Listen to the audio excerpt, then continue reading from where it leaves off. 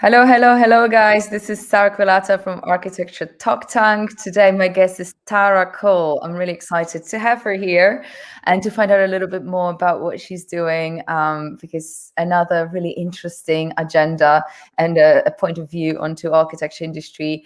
Tara Cull from Aki English. Tara, thank you so much for joining me today on the talk. And would you mind telling us a little bit more about yourself and your work? Yeah, sure. Thanks for the introduction, Sarah. It was very nice. And I think it's as you were saying, it's a different sort of perspective on architecture, the work that I'm doing. So, as you'll see in my name, Aki English, it's joining two things together, which is architecture and English, and looking at the language. So, what I do, my tagline on Instagram, on LinkedIn as well, is helping architects who speak English as a second language to enhance their English and feel more confident and to unlock their hidden potential, I would say. And I've been doing this for about a year now, and I absolutely love it. It's the best thing that I've done, of bringing my two careers together, of working as a landscape architect when I first graduated. And then also I had a love of language very early on, but I hadn't learnt a language. I just really liked expressing myself with writing, with understanding more about how we use language as designers and how we communicate that. So I was very interested in that. And yeah, I moved to France 3 years ago, almost 3 years ago. And as doing that, Aki English was almost born out of a necessity to do something where I could work, because when I first arrived, I couldn't speak French. I taught English, but then at the same time, I was still a landscape architect. I was also a teacher, and I wanted to bring the two together. So that's kind of where it was born. I actually had a conversation with somebody the other day. They asked me, how did Aki English get started? And I said, well, I had a lesson with my French teacher, and she was asking me about my landscape architecture projects. And then I couldn't explain it to her in French. I thought, oh, this is so hard to explain. And I realized that, well, if I'm struggling to explain this in French, I'm sure there's people who speak English who are struggling to do the same thing. And so the next day I had a landscape project that I was working on, and I had a big A1 sheet on my desk, and I flipped the page over and I started brainstorming, okay, this is what I'm going to do. And I had like 5 sheets of paper on the table just with all my ideas written down, and that's kind of where it was born, and that was a year ago nearly. So yeah, I hope that wasn't too long of an introduction. No, not at all. I mean, I love how you told the actual story, and it's just incredible because, and you probably will have something to say about it too, I believe. But you know how our industry, architecture together, whether it's landscape or building, we have this sort of conviction that we have to do design for work, and if you in any way derive from it, it's a failure. And I just love that you went for that one moment, you connected it, and now kind of create a career out of it. And I totally see a point to it. Like, first of all, I love language myself. I've been brought up in Greece as a Polish migrant. So my family spoke Polish at home, but then at school I was learning Greek and speaking Greek on the streets. Wow. But then obviously English is like the most the international language, so we were learning it from early on. So literally I was brought up with 3 languages, and I love linguistics. Speaking a language like Greek, to me, is really amazing, because anything from biology, philosophy, even certain medicine, medical words, or even a lot of just sort of roots of words in English come from Greek, and the way that the language works is sort of a combination of words. So it's a little bit like in German, that you join words together. And so, for example, like a word philosophy, philos is friend and Sophie is knowledge. So it's a friend of knowledge. And it makes sense you when you speak the language, because the two words have a meaning in your head.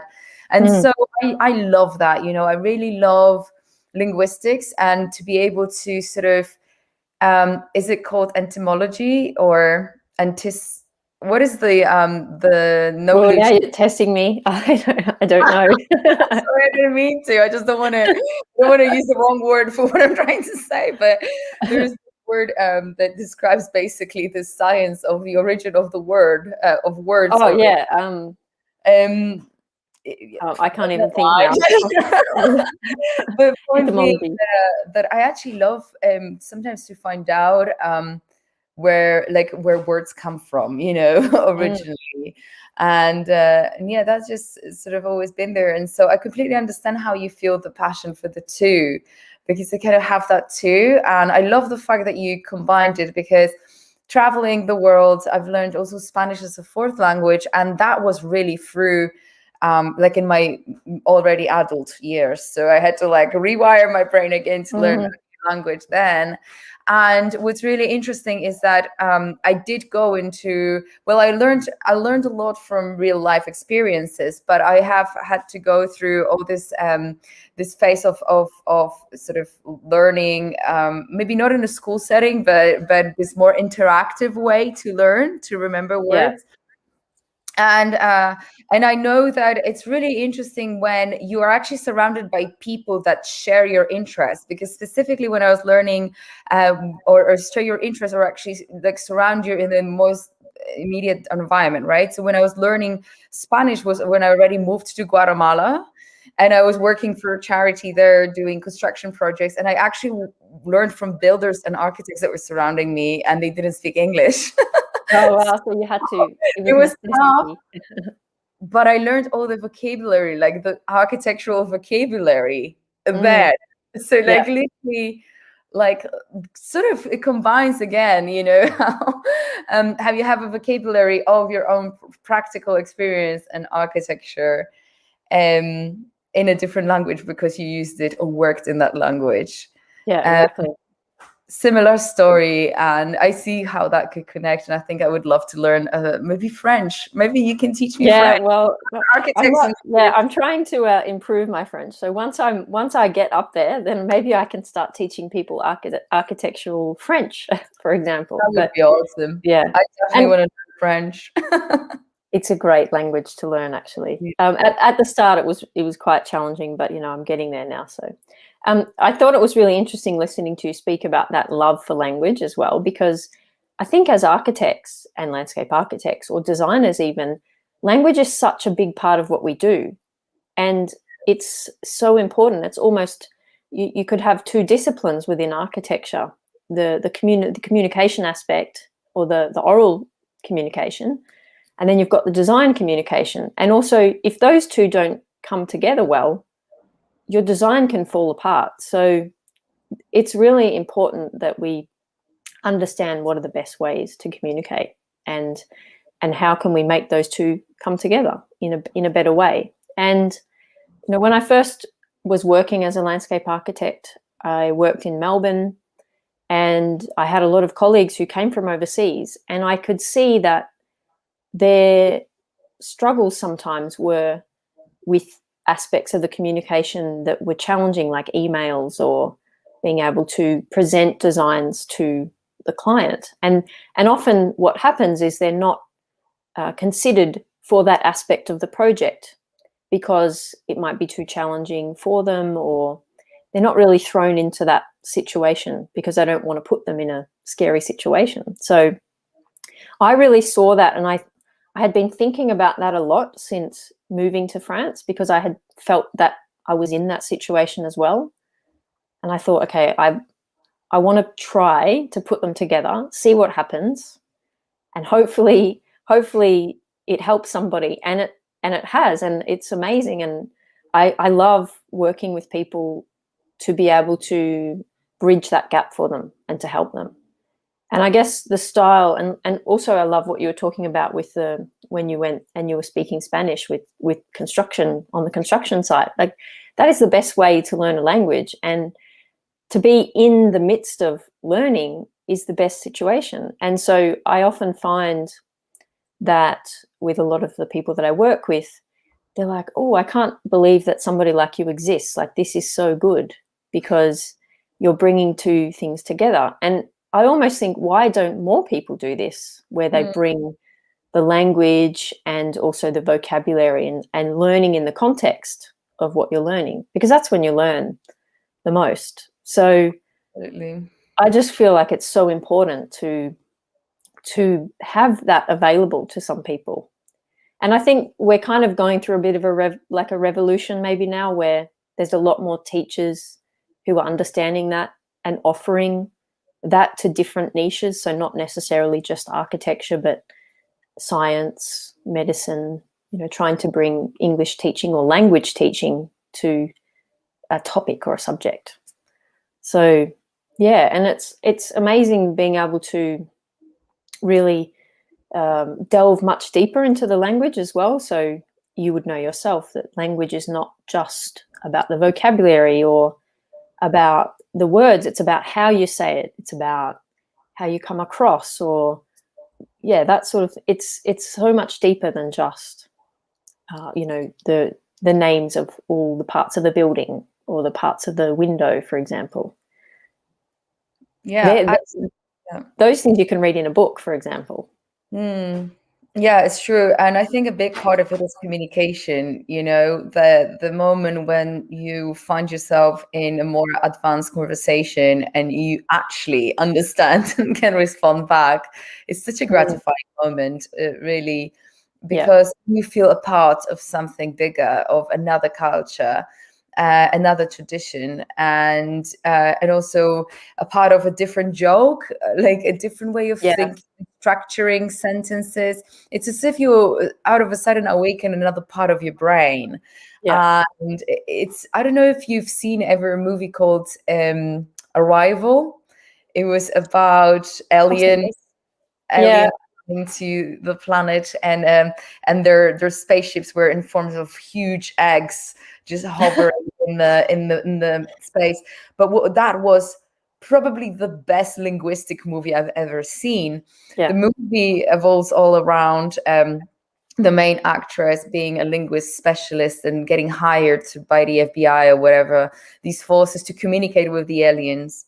And I remember this movie. Yes, remembered it. Look, it's really just remarkable because it actually kind of really refers to that experience when you learn a language and out of a sudden you just feel like you got an insight into something that you just hadn't had developed, before, because of maybe that way of thinking or seeing or connecting with people just didn't exist in your culture, And for her, it was, as she learned this to speak or communicate with the aliens, she could actually time travel. that was what she got out of it. So move in time, and it's just incredible. It's really that insight that opens up. So I love it. I really do. And I having an experience of also working with communities and building with communities, using a lot of participatory design methods to work with communities, it was so crucial to communicate, so important to be able to have these conversations with people, especially in the humanitarian sector where they're dealing with poverty, they're dealing with inequality, maybe even domestic violence, alcoholism, a lot of issues. And it's not like architecture can face it, but you're there and you are part of it all. And I found that through being able to have these conversations with people and then it enriched my process as well as a designer, very much so. And so I think it's extremely important, and it's great also from the perspective of language learning alone, to have these alternative experiences, that you don't just go to a linguist or language school and you sit with a bunch of people who are all international, but you follow the same syllabus that everyone would ever do, like this boring, hello, my name is da-di-da-di-da. Exactly. Here I'm guessing in your group there'll be a lot of architects, so much in common, Exactly, more than the love for the language that you want to learn or that need to learn that language. So that's just a cool addition to the experience. I think I definitely would like to learn another language with a group of architects. It's something you don't find, and yeah, it's just I think it adds to the uniqueness of the experience quite a lot. Yeah, and it's what I've really wanting to do as well and hoping to do. So I have a small network at the moment on Mighty Networks, which I'm building and developing. And, you know, within that network, at the start, I thought to myself, you know, I need to teach them English, or I need to put English lessons. But at the same time, it doesn't need to be about that. It's just about giving them situations where they can practice and feel like they're surrounded, as you say, with other architects and people who share their interests, and to not feel like there's the pressure all the time to be in a work situation where they have to perform and that sort of thing. And, you know, I think, as you were saying before about the communication being important, it's so important to find ways to allow people to communicate if they can't, or if they can't at full capacity. And so often what I'm thinking about with my clients is that I want to be able to give them the freedom to be able to express themselves, and then we can sort of talk about it and analyze it, so that when they're in the real situation, they can sort of draw upon the things that we've already spoken about and bring them in. And a lot of my clients say the same sorts of things to me. Like, I'm sitting in a meeting, I have this really great idea, and I can't express it. And often, I mean, I say this to myself as well. I'm saying, oh, I can say this in English. Gosh, this is so annoying. Why can't you just speak English so I can just tell you? And they're the same. Like, I wish you could speak my native language. Or even, oh, you try and speak my native language to an English speaker who doesn't speak any other language. And so it's really frustrating for them that they might know certain things in their native language but not be able to do it in English. So it's about trying to help them figure out how to do that in the simplest way possible, and then to build that confidence little by little, so that they might, you know, for the next time, they might actually ask a question in a meeting or share their ideas, because, you know, there are so many amazing professionals who speak English as a second language, who are incredibly talented designers, who don't speak as much as they probably can because then they don't have the confidence. And that's a big shame. And that's why I do this. I love being able to work with people who realize, actually, I can speak up, I can say things, even if I say it slower or not to the same level as a native English speaker.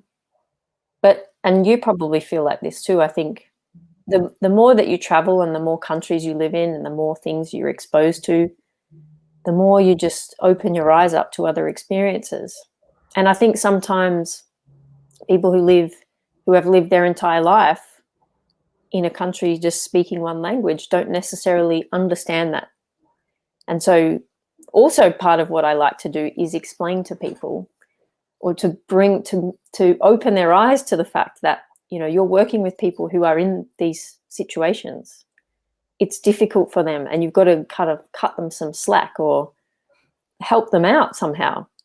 So I'm very passionate about that, as I talk about it a lot. And even I talk to people who are professionals who have never traveled or who've never spoken another language, just to kind of help them see. And it's interesting you said that, because it reminded me of actually a very similar problem I had again when I moved to Guatemala, because I went there without the language, but I had a dream of working there and staying there. So wow. I had to learn, and I got a job in a charity, basically first helping out with architecture projects there. They were building schools.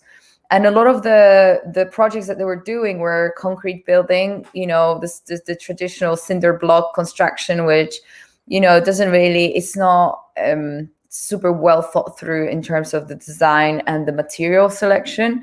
But also there were so many aspects to it, really, because once you sort of run a charity, and, I don't want to really go off topic, but I just wanted to tell you a little bit about the context. So when you run a charity, obviously a lot of times the money will come from richer countries like America or Europe, but then you're building in the third world. And so the money comes from, say, from America. But when you look at the way, you know, charities spend that money, is that a lot of times they will buy building materials straight from building suppliers that actually are owned by Americans. It's like this monopoly. So actually, even though you're building the schools in the third world, and yes, you provide the education and all that stuff, actually economically, you're not boosting the country, because you're recycling the money straight back into your own country by the decision you take with the materials. And on the contrary, or on the other side, or alternatively, I'm really interested and passionate about natural construction. So that's sort of became a mission. Pretty much all my professional architecture life, I've worked with natural materials, with earth, bamboo, timber, and I see it as a way to actually create stronger projects with the community, because that's their skill. So when you come to the local community, you actually can not only help them financially, economically, like boost that village with that investment, whether the school is 20,000, 50,000, you know, $100,000, that all that money goes into the village if you hire a local label, but also you teach them that their traditions are not outdated, obsolete, and that there is a lot of value in that building.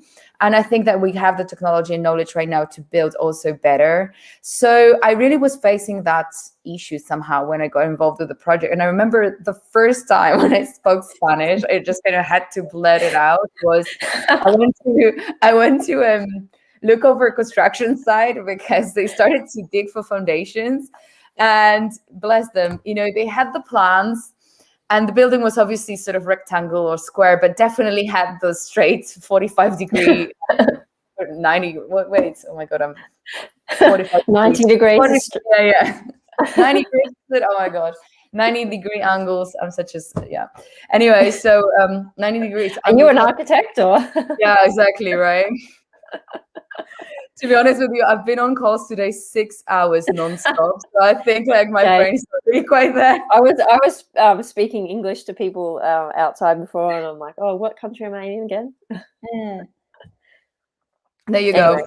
So anyway, the story goes that they actually started to dig the foundations following the land, so there was no. Oh no. You know, there was no square or rectangle shapes kept, and it was such a simple thing to communicate. Like, look at the plan; it's a square. And I didn't have the words, so I remember I started to draw it on the sand, and I was like, "Sí, eso sí, eso no." You find a way, though, right? You found the way. Trying to just, I don't know, phonetically, I guess, communicate, and. And it went from that to about 3 months later. I did actually kind of decided that I'm going to go to the directors and try to communicate with them the idea that they should actually look into a possibility to potentially work with natural materials. And it was like a presentation I had to prepare for them to convince them that that could be economically feasible, and that they would develop a better relationship with the community, maybe even have lowered down the cost of a construction and develop something more sustainable. And so it was like sort of standing there with a mission. And I knew that it's all dependent on that presentation, whether or not they will decide to build that building, the new building that we had, another school with natural materials or not. And it was the first time that I actually brought it in me somehow to make that presentation in Spanish. It was horrible. Wow. I mean, 3 months of learning, you can imagine, basic as heck. But like, exactly what you're explaining, you know, it's that moment where you're like, oh, I just wish I could speak in English and tell you everything, all my passion but you're limited by a language, you know, and very much in like your professional setting as well. So what do you do? It went hard in a professional setting. Sorry? It is hard in a professional setting. You can't be sitting in a meeting with a client and be like, oh, I don't know how to say this, or can you just correct me or give me some feedback? It's really kind of, you're in a bit of a fishbowl where you don't sort of have these opportunities to know what to do. And so, I really empathize with you in that situation. But I imagine it would have been difficult. Yeah, I mean, and frustrating. It didn't really do anything. I didn't succeed, Yeah. but I gave it a go, and it was interesting. I came out of there being like, okay, 3 months of learning a language. I actually tried to present an idea which is bigger than me, even because like, Yeah, that sounds very challenging. Do you um, use did you use Super Adobe in that situation as well? no, actually, it was just about Adobe Block, because Okay. the community already knows how to do it, and they Mm. actually, funny enough, they use ladders to Oh wow. shape of the Mm. Adobe, and it's definitely a more primitive mixture of materials, I would say, but still it worked perfectly. And I think that with the architectural expertise we had in the office, we could make something better. So it was worth trying. Mm. But yeah, the language Interesting. is definitely a challenge, Mm. and a very interesting thing, really, to the big part of architecture, I think, especially when you travel, big part of architecture, and when you get experiences of working in international teams as well. Yeah, absolutely. But it's interesting because I think particularly a lot of my clients, they have really interesting perspectives, like different construction perspectives or techniques or design understandings, and I think they find it hard sometimes to express those differences or to know if it's okay to express those differences, and that's where understanding more about how to use the language would help them to be able to express those ideas. Um, and it's just kind of going a bit off track, but talking about the materials that you were talking about. It's interesting. I was inspired by it at this time, but when I did my Masters of Teaching, I did environmental science as one of the subjects that I was going to teach. And as part of that, we went on a field trip to this farm. It was like a permaculture farm. And I met so many people from all over the world. So Mexican, French, Argentinian, Chilean, all over, and it was the best experience I had in my whole teaching. And we were learning how to use Super Adobe, and we were helping them build the buildings for Super Adobe. And they were all speaking different languages. So they were speaking Spanish, they were speaking French. There were people there learning Italian, and so they're all. And so it was so cool that they were all bringing their languages together and then building this building together, Mhm. and learning how to use this technique. And that's, I think, I like this idea of bringing community together to learn from each other and to share aspects of their culture and what they believe in, and sort of creating that community. So it sort of does, I guess it does relate to what we were talking about. Does. I mean, Yeah. for me, it's what is interesting, Tara, really, is that I find it really fascinating that your journey, you went through so much in your career, but you opened up to create something that is very unique. And actually, I find it personally very appealing. And I think that when this show for me is a platform where I want to feature uniqueness, and I want to say, just look, be yourself. You don't have to. If you Yeah. aren't fully, and I'm not encouraging people to drop out architecture, it's not the thing, but if you're not fully enjoying, or if the situation is not where, here and now you can get a job in architecture, maybe you want to break from it, there's so many other things you can diversify into. And if you see a need in your direct environment that you could solve, the problem that you could solve, why not do it? And Absolutely. for example, with your business, there is a great story. I love what you're doing. Like I said, I've myself have been learning languages, so I know the process, and I have definitely ended up in a lot of dreadful classes that I dropped out of because I didn't like the vibe. This is why I never Yeah. learned German, for example. Because I didn't like it wasn't, Yeah. And you know, you need classrooms are not for everyone, It's not for everyone. That style is not for that. everyone. Yes. Everyone's different. We all learn differently and we all have different interests. And it's just like with architects, for example, a lot of us are very visual people, and Mhm. we're very experimental, and that's just generalizing, but we kind of have very similar ways of learning and being interested in certain things. And then going back to what you're saying about, you know, in architecture, you don't have to do design. There are so many paths that you can follow, and it's exactly that. You see a problem that needs solving, you can be the person to solve that problem. And that's what we do as designers. We are constantly solving a problem. And so, you know, there are people who have particular niches in architecture now.